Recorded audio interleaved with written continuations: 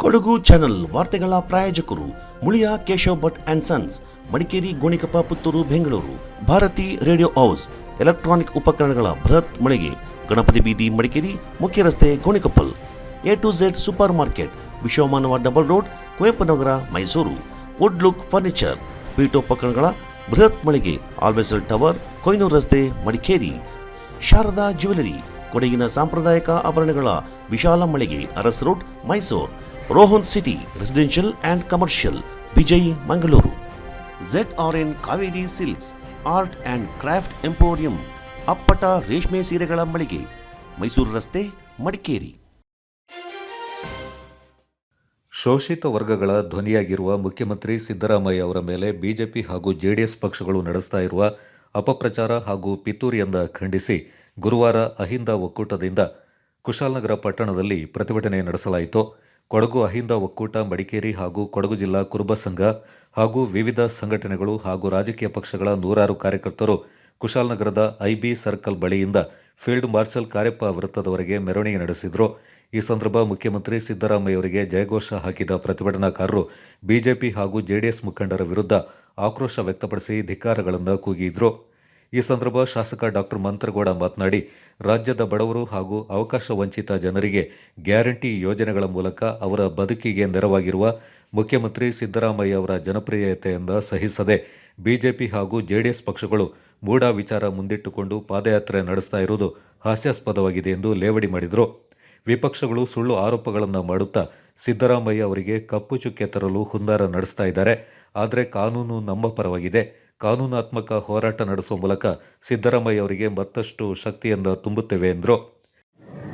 ಈ ಅವಕಾಶ ಸಿಕ್ಕಿಲ್ಲದವ್ರಿಗೆ ಒಂದು ಅನುಕೂಲ ಮಾಡೋಂಥ ಕೆಲಸ ನಮ್ಮ ಸರ್ಕಾರ, ನೀವು ಹೇಳ್ದಂಗೆ 5 ಗ್ಯಾರಂಟಿ ಯೋಜನೆ ಮಾಡ್ಕೊಂಡಂಥ ಸಂದರ್ಭದಲ್ಲಿ ಹಲವಾರು ಬಡವರಿಗೆ ಕೆಲಸ ಮಾಡ್ಕೊಂಡು ಬಂದಿರೋಂಥ ನಮ್ಮ ಮುಖ್ಯಮಂತ್ರಿ ಅವರು, ನಮ್ಮ ಸರ್ಕಾರ, ಅದನ್ನ ನಮ್ಮ ವಿರೋಧ ಪಾರ್ಟಿಯವರು ಸಹಿಸ್ಕೊಳ್ಳೋಕೆ ಆಯ್ತಲ್ಲ. ಅದೇ ಕಾರಣದಲ್ಲಿ ಈ ಹಲವಾರು ಈ ಸುಳ್ಳು ಹಬ್ಬಿಟ್ಟು ನಮ್ಮವ್ರ ಮೇಲೆ ಕಪ್ಪು ಚುಕ್ಕಿ ತರಲಿಕ್ಕೆ ಪ್ರಯತ್ನ ಮಾಡ್ತಾರೆ. ಕಾನೂನು ನಮ್ಮ ಪರ ಇದೆ. ಕಾನೂನು ಮುಖಾಂತರ ನಾವು ಹೋರಾಟ ಮಾಡಿ ಅವ್ರನ್ನ 100% ಇನ್ನೂ ಹೆಚ್ಚಿನ ಸಂಖ್ಯೆಯಲ್ಲಿ ಶಕ್ತಿ ಸಿಗ್ತದೆ. ನಾವೆಲ್ಲರೂ ಅವ್ರ ಪರ ನಿಂತ್ಕೋತೀವಿ.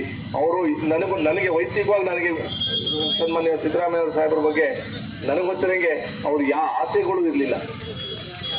ನನಗೆ ಯಾಕಂದ್ರೆ ವೈಯಕ್ತಿಕವಾಗಿ ಹೇಳ್ತಾ ಇರೋದು, ಅವ್ರು ಯಾವ ದುಡ್ಡು ಮಾಡೋಕ್ಕಂತೂ ನನಗೆ ಗೊತ್ತಿರಂಗೆ ಆಸೆನೇ ಇರಲಿಲ್ಲ. ಸುಮ್ಮನೆ ನೀವು ಹೇಳ್ದಂಗೆ ಯಾವುದೋ ಕಾನೂನು ರೀತಿಯಲ್ಲಿ ಬಂದಿರೋಂಥ ಜಾಗಗಳನ್ನ ಸುಮ್ಮನೆ ಹಗರಣ ಮಾಡೋದು. ಆಮೇಲೆ ನೀವು ಹೇಳ್ದಂಗೆ SIT ಪ್ರೋಬೋ ಅಲ್ಲಿ ಒಂದು ನಡೀತಾ ಇದೆ, ಯಾವುದೋ ಬೇರೆ ಇದರಲ್ಲಿ.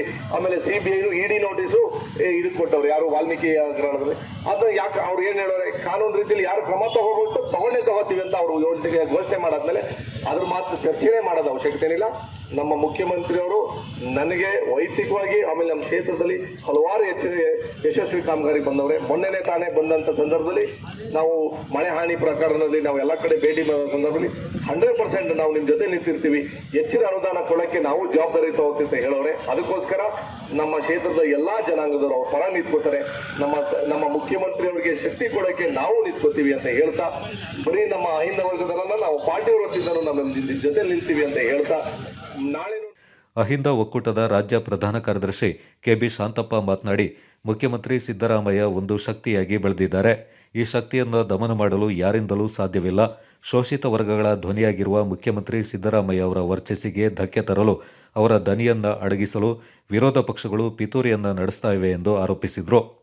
ಅಹಿಂದ ಒಕ್ಕೂಟದ ಜಿಲ್ಲಾ ಸ್ಥಾಪಕ ಅಧ್ಯಕ್ಷ TP ರಮೇಶ್ ಮಾತನಾಡಿ, ಸಮಾಜದ ಕಟ್ಟಕಡೆಯ ಬಡವರಿಗೂ ಸಾಮಾಜಿಕ ನ್ಯಾಯ ದಕ್ಕಬೇಕು ಎಂಬುದು ಸಿದ್ದರಾಮಯ್ಯ ಅವರ ನಿಲುವು. ಆದರೆ ವಿರೋಧ ಪಕ್ಷಗಳು ಸುಳ್ಳು ಆರೋಪಗಳನ್ನು ಮಾಡ್ತಾ ಈ ಮೂಲಕ ಪಾದಯಾತ್ರೆ ಎಂಬ ರಾಜಕೀಯ ನಾಟಕವಾಡ್ತಾ ಇದ್ದಾರೆ. ಈ ಬಗ್ಗೆ ಜನರಿಗೆ ಸತ್ಯ ತಿಳಿಸಲು ಪ್ರತಿಭಟನೆ ಹಮ್ಮಿಕೊಳ್ಳಲಾಗಿದೆ ಎಂದರು. ಕಾರ್ಯಕ್ರಮಗಳನ್ನ ಈ ಕರ್ನಾಟಕ ರಾಜ್ಯದ ಜನತೆಗೆ ಕೊಟ್ಟಿರ್ತಕ್ಕಂಥದ್ದು ಈ ರಾಷ್ಟ್ರದ ಇತಿಹಾಸ. ಈ ರಾಷ್ಟ್ರದಲ್ಲಿ ಮಾಡದೇ ಇರತಕ್ಕಂಥ ಅನೇಕ ಕಲ್ಯಾಣ ಕಾರ್ಯಕ್ರಮಗಳನ್ನ ಕರ್ನಾಟಕದಲ್ಲಿ ಮಾಡುವುದರ ಮೂಲಕ ಶೋಷಿತ ಜನಾಂಗಕ್ಕೆ, ಧ್ವನಿ ಇಲ್ಲದ ಜನಾಂಗಕ್ಕೆ, ಹಿಂದುಳಿದ ವರ್ಗದ ಜನರಿಗೆ, ರೈತಾಪಿ ವರ್ಗದವರಿಗೆ, ಮಹಿಳೆಯರಿಗೆ ಸಾಕಷ್ಟು ಕಾರ್ಯಕ್ರಮವನ್ನು ಕರ್ನಾಟಕದಲ್ಲಿ ನೀಡಿದ್ದಾರೆ. ಜಿಲ್ಲಾ ಕಾಂಗ್ರೆಸ್ ಘಟಕದ ಅಧ್ಯಕ್ಷ ಧರ್ಮಜ ಉತ್ತಪ್ಪ, ಬ್ಲಾಕ್ ಕಾಂಗ್ರೆಸ್ ಅಧ್ಯಕ್ಷ VP ಶಶಿಧರ್, ಮಾಜಿ ಶಾಸಕ ಅರುಣ್ ಮಾಚಯ್ಯ, ಕೆಪಿಸಿಸಿ ಕಾರ್ಯದರ್ಶಿ KP ಚಂದ್ರಕಲಾ, ಒಕ್ಕಲಿಗರ ಸಂಘದ ಜಿಲ್ಲಾಧ್ಯಕ್ಷ SM ಚಂಗಪ್ಪ, ಅಲ್ಪಸಂಖ್ಯಾತ ಘಟಕದ ಅಧ್ಯಕ್ಷ ಯಾಕೂಬ್, ಜಿಲ್ಲಾ ಕ್ರೈಸ್ತ ಸಂಘದ ಅಧ್ಯಕ್ಷ ಬೇಬಿ ಮ್ಯಾಥ್ಯೂ, ಕೆಪಿಸಿಸಿ ಕಾರ್ಯದರ್ಶಿ ಎಚ್.ಕೆ. ನಟೇಶ್ ಗೌಡ, ಯೋಜನಾ ಪ್ರಾಧಿಕಾರದ ಅಧ್ಯಕ್ಷ ಪ್ರಮೋದ್ ಮುತ್ತಪ್ಪ, ಮುಖಂಡರಾದ ಟಿಪಿ ಹಮೀದ್, ಸುನೀತಾ, ಪೃಥ್ವಿ, ಶೈಲಾ ಕುಟ್ಟಪ್ಪ ಮತ್ತಿತರರು ಈ ಸಂದರ್ಭ ಪಾಲ್ಗೊಂಡಿದ್ದರು.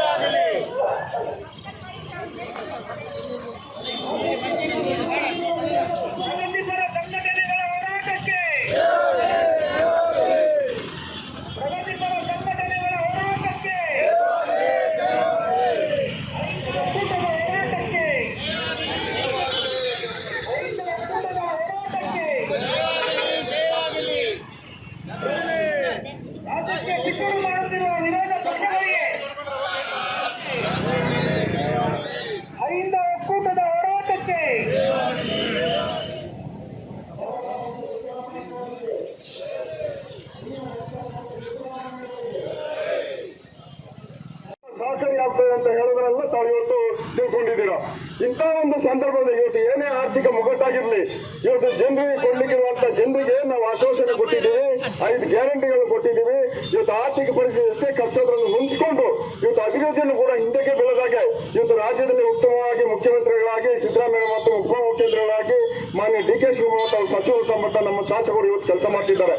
ಇದನ್ನು ನನಗೆ ಪರಿಹಾರವನ್ನು ಕೊಡಿ ಅಂತೇಳಿ ಕೊಟ್ಟಿದ್ದಾರೆ. ಭೂಮಿಯನ್ನು ವಶಪಡಿಸ್ಕೊಂಡ್ಮೇಲೆ ಪರಿಹಾರ ಕೊಡ್ಬೇಕಲ್ಲ ಸ್ವಾಮಿ. ನಮ್ಮ ಭೂಮಿಯನ್ನು ವಶಪಡಿಸ್ಕೊಳ್ಳಿ ಅಂತ ಹೇಳಿಕ್ಕೆ ಆಗ್ತದ? ಅದಕ್ಕೊಂದು ಪರಿಹಾರ ಒದಗಿಸ್ಬೇಕಲ್ವಾ?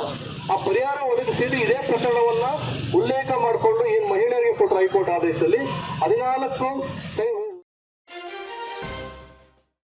ಪಿಕಪ್ ವಾಹನವೊಂದು ಅತಿ ವೇಗವಾಗಿ ಚಲಿಸಿ ಮತ್ತೊಂದು ವಾಹನಕ್ಕೆ ಡಿಕ್ಕಿಪಡಿಸಿ ಬಳಿಕ ಅಂಗಡಿಯೊಂದಕ್ಕೆ ಗುದ್ದಿ ನಷ್ಟಪಡಿಸಿರುವ ಘಟನೆ ನಾಪಕ್ಲು ಸಮೀಪದ ಕಾರೆಕಾಡಿನಲ್ಲಿ ಬುಧವಾರ ರಾತ್ರಿ ನಡೆದಿದೆ. ಕೇರಳದ ಮಾನಂದವಾಡಿಯಿಂದ ಎಮ್ಮೆಮಾಡು ಗ್ರಾಮದತ್ತ ಚಲಿಸ್ತಾ ಇದ್ದ ಪಿಕಪ್ ವಾಹನವೊಂದು ಅತಿ ವೇಗದಿಂದ ಚಲಿಸಿ ಇನ್ನೋವಾ ಕಾರಿಗೆ ಡಿಕ್ಕಿಪಡಿಸಿದೆ. ಬಳಿಕ ಅಂಗಡಿಗೆ ಗುದ್ದಿದ್ದು ನಷ್ಟ ಉಂಟಾಗಿದೆ. ಕಟ್ಟಡದ ಮಾಲೀಕ ಗ್ರಾಮ ಪಂಚಾಯಿತಿ ಮಾಜಿ ಸದಸ್ಯ ಟಿಎ ಮೊಹಮ್ಮದ್ ಹನೀಫ್ ಮಾತನಾಡಿ, ಕೇರಳ ಭಾಗದಿಂದ ಹಲವು ವಾಹನಗಳು ಅತಿ ವೇಗದಿಂದ ಸಂಚರಿಸುತ್ತಿವೆ. ನಿನ್ನೆ ರಾತ್ರಿ ಕೂಡ ಇದೇ ರೀತಿಯಲ್ಲಿ ವೇಗವಾಗಿ ಬಂದಿರುವ ವಾಹನ ಡಿಕ್ಕಿಪಡಿಸಿ ಕಟ್ಟಡಕ್ಕೆ ಹಾನಿ ಉಂಟು ಮಾಡಿದೆ. ಈ ಬಗ್ಗೆ ಸೂಕ್ತ ಕ್ರಮ ಕೈಗೊಳ್ಳಬೇಕೆಂದು ಒತ್ತಾಯಿಸಿದರು. ವಾಹನ ಚಾಲಕ ಸಂಶಾದ್ ಚಲಾಯಿಸ್ತಾ ಇದ್ದ ಇನೋವಾ ಕಾರು ಕೂಡ ಹಾನಿಗೊಳಗಾಗಿದೆ. ಕಾರಿನಲ್ಲಿ 5 ಮಂದಿ ಪ್ರಯಾಣಿಕರಿದ್ದರು. ಚಾಲಕನಿಗೆ ಅಲ್ಪ ಪ್ರಮಾಣದಲ್ಲಿ ತೊಂದರೆಯಾಗಿದ್ದು ಉಳಿದ ಪ್ರಯಾಣಿಕರು ಪ್ರಾಣಾಪಾಯದಿಂದ ಪಾರಾಗಿದ್ದಾರೆ. ಪ್ರಕರಣದ ಬಗ್ಗೆ ನಾಪಕ್ಲು ಪೊಲೀಸರು ಕಾನೂನು ಕ್ರಮ ಕೈಗೊಂಡಿದ್ದಾರೆ. Kodagu channel news, Duggala Sadananda, Napoklu.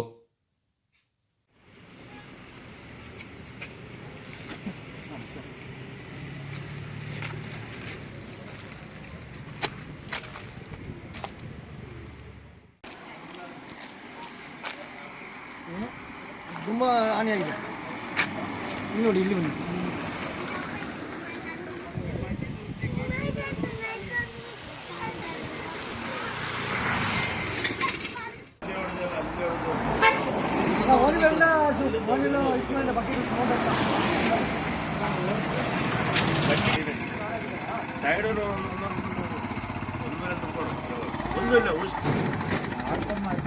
ಅಲ್ಲಿಂದ ಮಂದಾಡಿಯಿಂದ ಬರ್ತಾ ಇರುವಾಗ ಇವನು ಓವರ್ ಸ್ಪೀಡಲ್ಲಿ ಬಂದುಬಿಟ್ಟು ಕುದ್ಬಿದ್ದಾನೆ. ಡೈರೆಕ್ಟ್ ಬಂದುಬಿಟ್ಟು ಇಲ್ಲಿಗೆ ಗುದ್ಬಿಟ್ಟು ಅಲ್ಲಿ ಅಂಗಡಿಗೆ ಗುದ್ಬಿಟ್ಟು ಓವರ್ ಸ್ಪೀಡ್ ಇತ್ತು. ಗಾಡಿಯಲ್ಲಿ ಯಾರೆಲ್ಲಿದ್ದಾರೆ? ನಾನು ಫ್ಯಾಮಿಲಿ. ಎಷ್ಟು ಜನ ಇದ್ದಾರೆ? 5 ಜನ. ಏನಾಗಿದೆ? ಯಾರಿಗೇನಾಗಿಲ್ಲ, ನನಗೆ ಸ್ವಲ್ಪ ಸಂತಾನ ಬೇರೆ ಏನಾಗಿಲ್ಲ. ಯಾರು ನೀವು ಡ್ರೈವ್ ಮಾಡ್ತಿದ್ದೀರಾ? ನಿಮ್ಮ ಹೆಸರೇನು? ಸಂಶಾದ್. ಬಿಸಿನೆಸ್ ಇನ್ವೆಸ್ಟ್ಮೆಂಟ್ಗೆ ಹೊಸ ಲ್ಯಾಂಡ್ಮಾರ್ಕ್ ರೋಹನ್ ಸಿಟಿ. ವಾಣಿಜ್ಯ ಸ್ಥಳಗಳ ಮೇಲಿನ ಹೂಡಿಕೆಯ ಮೇಲೆ 7.5% ಗ್ಯಾರಂಟಿಡ್ ರಿಟರ್ನ್. ತಡ ಯಾಕೆ? ಈಗಲೇ ಇನ್ವೆಸ್ಟ್ ಮಾಡಿ.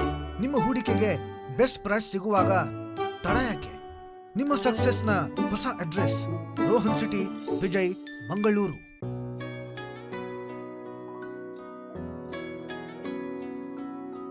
ಪ್ರೀತಿಯ ಸಂಕೇತ, ಅಳಿಯದ ಸಂಬಂಧ,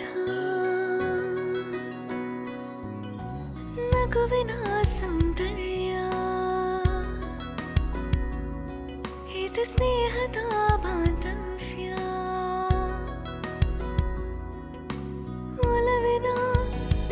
ಹನಿ ತಂದಿದೆ ಸಂದಸ, ಚಿನ್ನದ ಪ್ರತಿಹನಿ ತಂದಿದೆ ಸಂಭ್ರಮ. ಮುಳಿಯ ಜ್ಯೂಸ್ ಕಣ ಕಣದಲು ಆನಂದ, ಮುಳಿಯ ಜ್ಯೂಸ್ ಕಣ ಕಣದಲು ಸೌಂದರ್ಯ, ಮುಳಿಯ ಜ್ಯೂಸ್ ಕಣ ಕಣದಲು ಆನಂದ, ಮುಳಿಯ ಜ್ಯೂಸ್ ಕಣ ಕಣದಲು ಸೌಂದರ್ಯ. Mulia Jewels, creating happiness. One more opportunity for the student beyond academics to emerge as a leader. SBRR Mahajana First Grade Autonomous College, accredited A grade by NAC, having 4 decades of experience in higher education. Admissions open for the year 2024 and 25 for BCom, BA, BCA, BSc, BBA, BSc with Criminology and Forensic Science, Psychology and Biochemistry. In addition, BBA Hotel and Hospitality along with Aviation and International Tourism. NSS, NCC, Sports, Cultural and other co-curricular activities are encouraged. 30 plus value-added and skill enhancement courses. Meritorious students are provided free shift scholarships. Students with 95% and above in second PUC are exempted from program fee. Concession for all achievers in sports. Hostel facility for boys and girls. Contact Mahajana College, Mysuru.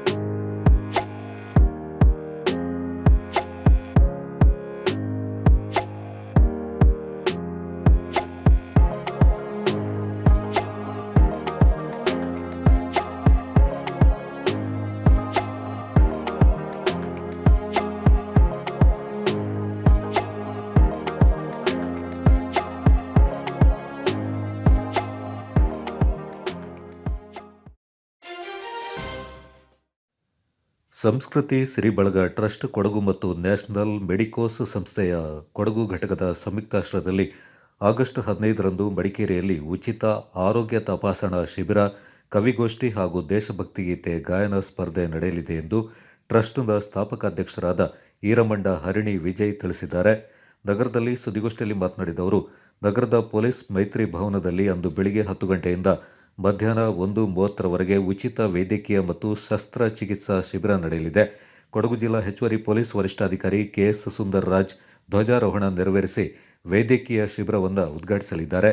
ಕವಿಗೋಷ್ಠಿ ಮತ್ತು ದೇಶಭಕ್ತಿ ಗೀತೆ ಗಾಯನ ಸ್ಪರ್ಧೆಯಿಂದ ವಿಶೇಷ ಆಹ್ವಾನಿತರು ಹಾಗೂ ತೀರ್ಪುಗಾರರಾದ ಸಾಹಿತಿ ಹಂಚೆಟ್ಟಿರ fancy Muthanna, Kannada ಸರಿಗಮಪ ಖ್ಯಾತಿಯ ಅನ್ವಿತ್ ಕುಮಾರ್ ಉದ್ಘಾಟಿಸಲಿದ್ದಾರೆಂದರು. ದಿನಾಚರಣೆ ಪ್ರಯುಕ್ತ ಸಾಂಸ್ಕೃತಿಕ ಸಿರಿ ಬಳಗ ಟ್ರಸ್ಟ್ ಹಾಗೂ ನ್ಯಾಷನಲ್ ಮೆಡಿಕೋಸ್ ಸಂಸ್ಥೆ ಕೊಡಗು ಘಟಕ. ಸೊ ಇವರ ವತಿಯಿಂದ ನಾವು ಒಂದು ಮೆಡಿಕಲ್ ಕ್ಯಾಂಪನ್ನು, ಫ್ರೀ ಮೆಡಿಕಲ್ ಕ್ಯಾಂಪ್ ಮಾಡ್ತಾ ಇದ್ದೀವಿ. ಸಾಧಾರಣ ಒಂದು 17 ಡಾಕ್ಟರ್ಸ್ ಅದರಲ್ಲಿ ಬರ್ತಾ ಇದ್ದಾರೆ. ಅದರ ಜೊತೆಗೆ ಕವಿಗೋಷ್ಠಿ ಹಾಗೂ ದೇಶಭಕ್ತಿ ಗೀತೆ ಸ್ಪರ್ಧೆ ಇರುತ್ತೆ. ಮೈತ್ರಿ ಹಾಲ್, ಮಡಿಕೇರಿ ಮೈತ್ರಿ ಹಾಲಲ್ಲಿ ಮೊದಲದಾಗಿ ಬೆಳಗ್ಗೆ 10 ಗಂಟೆಯಿಂದ ವೈದ್ಯಕೀಯ ಶಿಬಿರ ಸ್ಟಾರ್ಟ್ ಆಗುತ್ತೆ.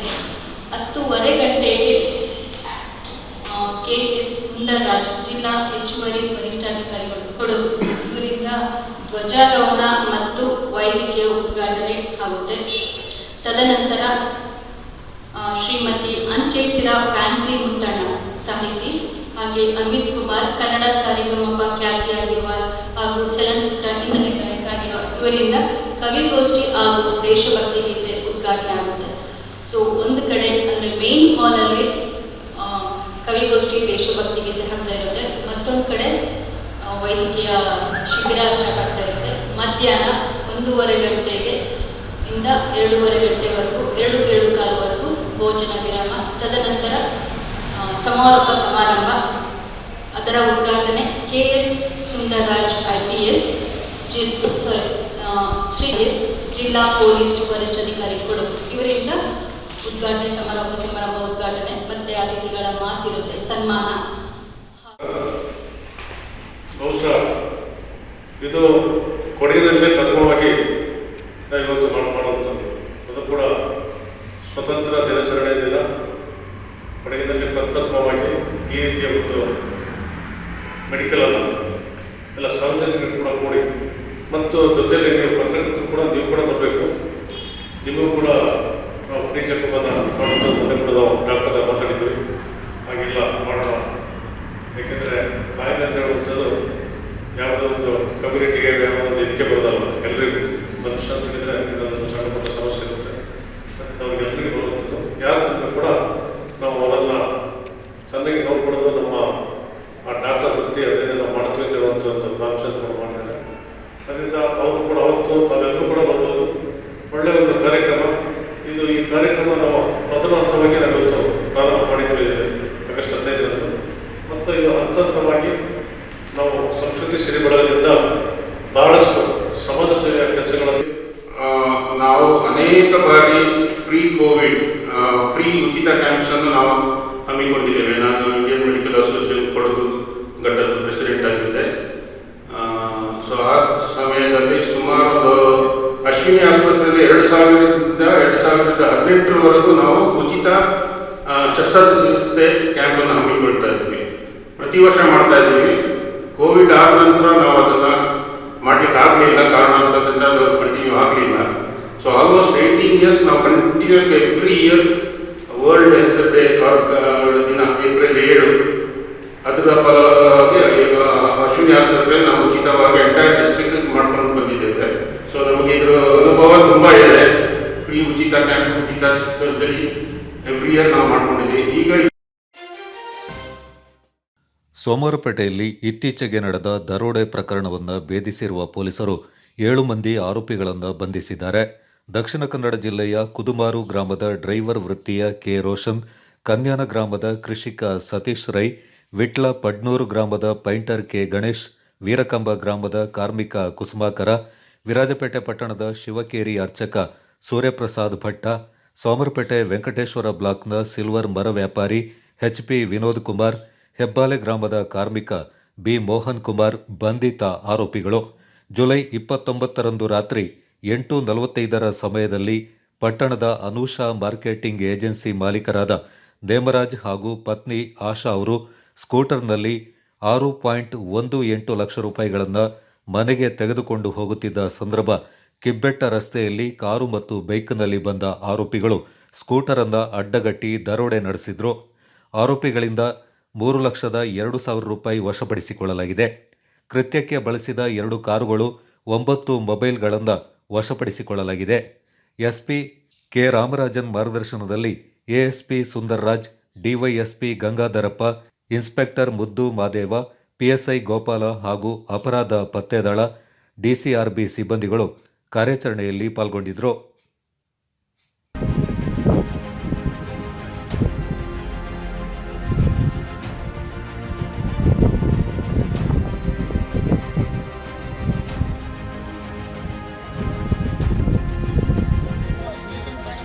ಹ್ಞೂ sir.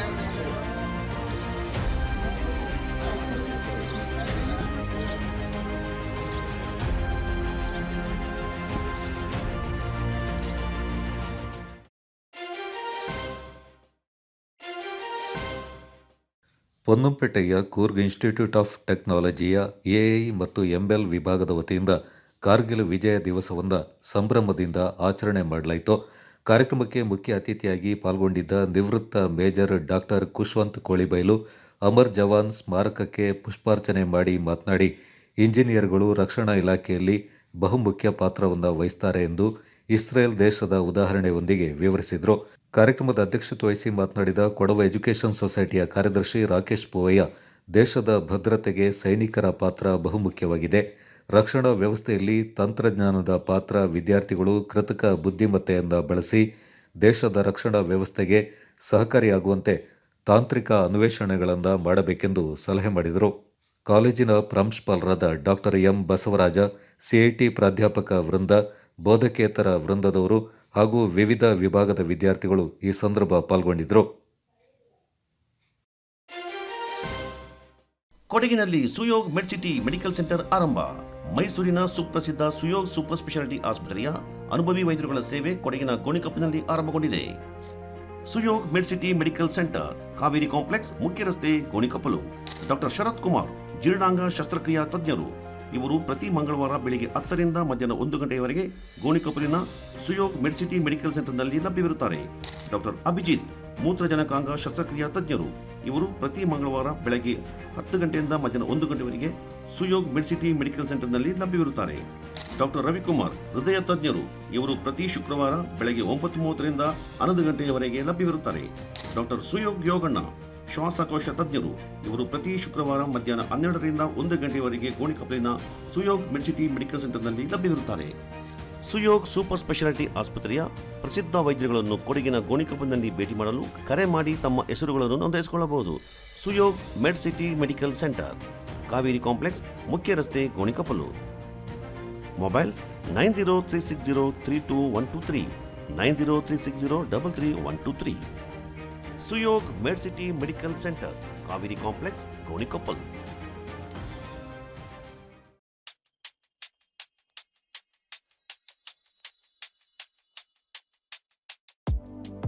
Shining senses in your life. Desirable designs. Gives you treasured memory. Sharda Jewelers.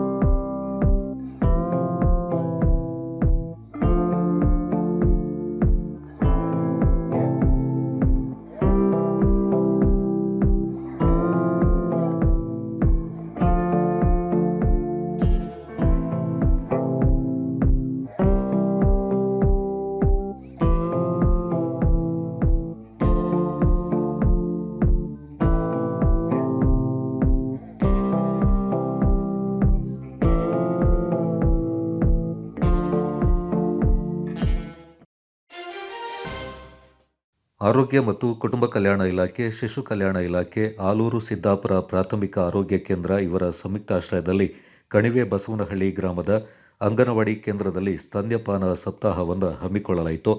ಈ ಕಾರ್ಯಕ್ರಮದಲ್ಲಿ ಆಲೂರು ಸಿದ್ದಾಪುರ ಪ್ರಾಥಮಿಕ ಆರೋಗ್ಯ ಕೇಂದ್ರದ ಸಮುದಾಯ ಆರೋಗ್ಯಾಧಿಕಾರಿ ಅನುಷಾ, ಕಿರಿಯ ಆರೋಗ್ಯ ಸಹಾಯಕಿ ಇಂದಿರಾ ಸ್ತನ್ಯಪಾನದ ಮಹತ್ವ ಹಾಗೂ ದಿನದ ಮಹತ್ವದ ಕುರಿತು ತಾಯಂದಿರಿಗೆ ಮಾಹಿತಿಯನ್ನು ನೀಡಿದರು.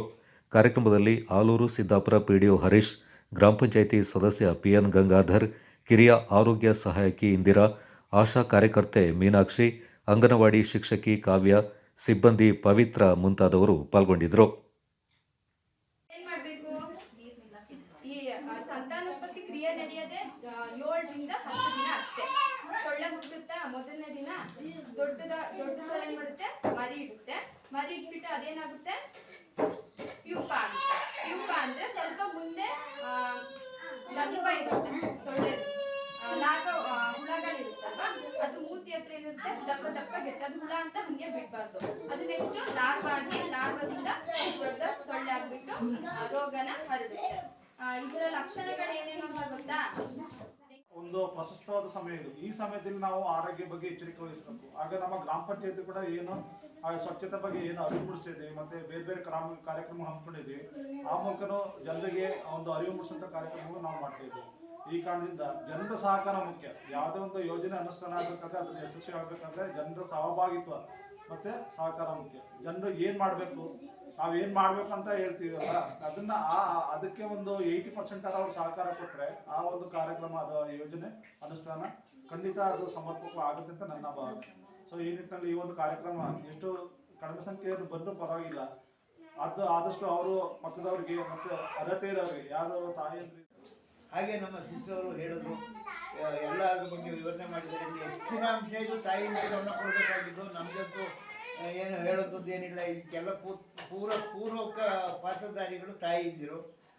ಅದರಿಂದ ಇನ್ನೇನು ಹೆಚ್ಚಿಗೆ ಹೇಳಬೇಕಾಗಿಲ್ಲ. ಇನ್ನು ಕೆಲವು ಈ ಕ್ಷಯರೋಗ ಮತ್ತು ಡೆಂಗ್ಯೂ ಜ್ವರ ಇವೆಲ್ಲವೂ ನಾವೇ ಪರಿಸರನ ಕ್ಲೀನ್ ಮಾಡಿಕೊಟ್ರೆ ಎಲ್ಲವೂ ಒಂದು ತಿಂಗಳಿಗೆ ಒಂದ್ಸರಿ ಅಂಗಳ ಗುಡಿಸ್ಕೊಳ್ಳೋದು, ಕಚರ ಹೊಡೆಯೋದು, ಅದು ಇದು ಇಟ್ಕೊಂಡ್ರೆ ಅದೇ ನಮಗೊಂದು ಶುಚಿತ್ವವಾಗಿ ಬರುತ್ತೆ.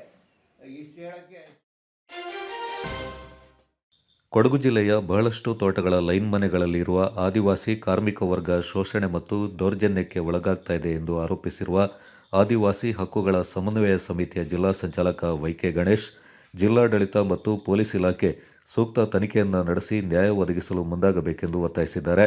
ನಗರದಲ್ಲಿ ಸುದ್ದಿಗೋಷ್ಠಿಯಲ್ಲಿ ಮಾತನಾಡಿದ ಅವರು, ಕೆಲವು ತೋಟದ ಲೈನ್ ಮನೆಗಳಲ್ಲಿ ಕಾರ್ಮಿಕರಾಗಿ ದುಡಿತಾ ಇರುವ ಆದಿವಾಸಿ ಕುಟುಂಬಗಳ ಮೇಲೆ ದೌರ್ಜನ್ಯ ನಡೀತಾ ಇದೆ. ಸರ್ಕಾರ ನಿಗದಿಪಡಿಸಿರುವ ವೇತನವನ್ನು ನೀಡದೆ ವಂಚಿಸಲಾಗ್ತಾ ಇದೆ. ವಿಶ್ರಾಂತಿಗೂ ಅವಕಾಶವಿಲ್ಲದಂತೆ ಹೆಚ್ಚಿನ ಅವಧಿ ದುಡಿಸಿಕೊಳ್ಳಲಾಗ್ತಾ ಇದೆ. ದೌರ್ಜನ್ಯಕ್ಕೆ ಒಳಗಾದವರು ಲೈನ್ ಮನೆಯಿಂದ ಹೊರಬರಲು ಪ್ರಯತ್ನಿಸಿದರೆ ಅವರ ಮೂಲ ದಾಖಲಾತಿ ಮತ್ತು ಸಾಮಗ್ರಿಗಳನ್ನು ಕಸಿದುಕೊಂಡು ಸಾಲದ ಹಣವನ್ನು ತೀರಿಸುವಂತೆ ಒತ್ತಡ ಹೇರ್ತಾ ಇದ್ದಾರೆ ಎಂದು ಆರೋಪಿಸಿದರು. ಈ ಬಗ್ಗೆ ಜಿಲ್ಲಾಡಳಿತ ಮತ್ತು ಜಿಲ್ಲಾ ಪೊಲೀಸ್ ವರಿಷ್ಠಾಧಿಕಾರಿಗಳಿಗೆ ದೂರು ದಾಖಲಿಸಲಾಗಿದೆ. ಆದರೆ ಯಾವುದೇ ಕ್ರಮ ಕೈಗೊಂಡಿಲ್ಲ ಅಂತ ಆರೋಪಿಸಿರುವ ವೈಕೆ ಗಣೇಶ್, ಪೊಲೀಸ್ ಠಾಣೆಯಲ್ಲಿ ಪ್ರಕರಣ ದಾಖಲಾಗಿದ್ದರೂ ಸೂಕ್ತ ಕ್ರಮ ಕೈಗೊಂಡಿಲ್ಲವೆಂದು ಬೇಸರ ವ್ಯಕ್ತಪಡಿಸಿದರು.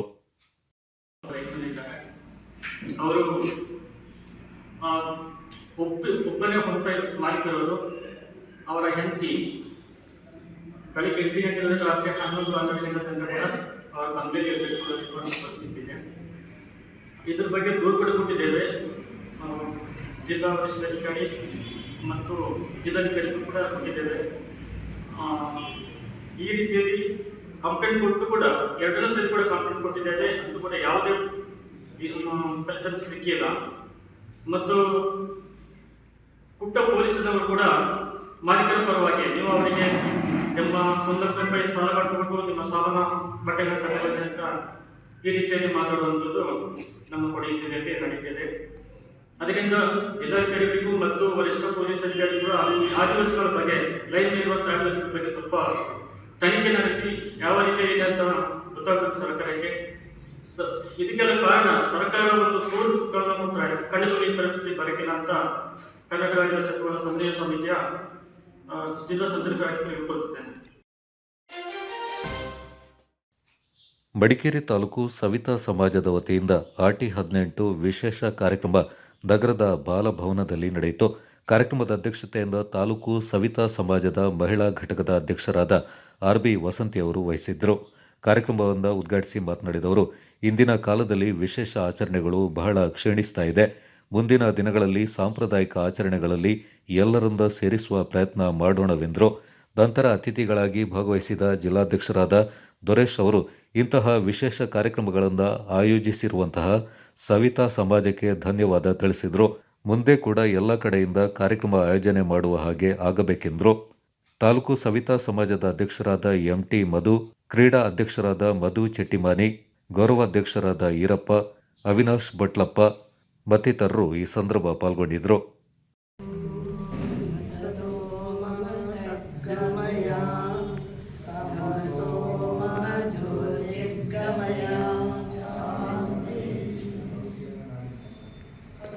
ನಡೀತಿರುವಂತಹ ಈ ಒಂದು ಆಟಿ ಊಟ ತಿಂಗಳ ವಿಶೇಷ ಕಾರ್ಯಕ್ರಮದ ವಿಶೇಷವಾಗಿ ತಮ್ಮ ಮನೆಯಿಂದ ವಿಶೇಷ ರೀತಿಯಲ್ಲಿ ತಿನಿಸುಗಳನ್ನು ತಯಾರಿಸಿ ತಂದು ಈ ಒಂದು ತಮ್ಮಾರೆ ಕೈಯಿಂದ ಬಳಸುವಂತ ಈ ಒಂದು ಕಾರ್ಯಕ್ರಮದಲ್ಲಿ ಎಲ್ಲರೂ ಮನೆಯಿಂದ ವಿಶೇಷ ರೀತಿಯಲ್ಲಿ ಕಷ್ಟಪಟ್ಟು ವಿಶೇಷ ರೀತಿಯಲ್ಲಿ ತಿಂಡಿಗಳನ್ನು ತಂದಿದ್ದೀರಾ. ಈ ಒಂದು ತಿಂಡಿಗಳನ್ನು ಅಥವಾ ಆಹಾರ ಖಾದ್ಯ ತಿಂಡಿಗಳನ್ನು ಸವಿದು ತಮ್ಮ ಅನುಭವವನ್ನು ವ್ಯಕ್ತಪಡಿಸಬೇಕಾಗಿ ಮೂಲಕ ಹಾಗೆ ಈ ಒಂದು ತಯಾರಿಸಿಕೊಂಡು ಬಂದಂತ ಎಲ್ಲ ಸದಸ್ಯರುಗಳಿಗೆ ಸಹ ಸಂಬಂಧ ಬಂಧುಗಳಿಗೆ ಸಹ ನಮ್ಮ ಸಮಾಜ ವತಿಯಿಂದ ಧನ್ಯವಾದ ತಿಳಿಸುತ್ತಾ ಈ ಒಂದು ಬಳಸುವ ಕಾರ್ಯಕ್ರಮವನ್ನು ಹಾಗೆ ತಿನ್ನುವ ಕಾರ್ಯಕ್ರಮವನ್ನು ಉದ್ಘಾಟನೆ ಮಾಡುವ ಮುಖಾಂತರ ಉದ್ಘಾಟಿಸಬೇಕು. ಹಾಗೆ ಈ ಒಂದು ಕಾರ್ಯಕ್ರಮದಲ್ಲಿ ನಮ್ಮ ಅಧ್ಯಕ್ಷರು ಅವರು ನಮ್ಮ ಸಂಘದ ಒಂದು ಹಿರಿಯ ಸದಸ್ಯರು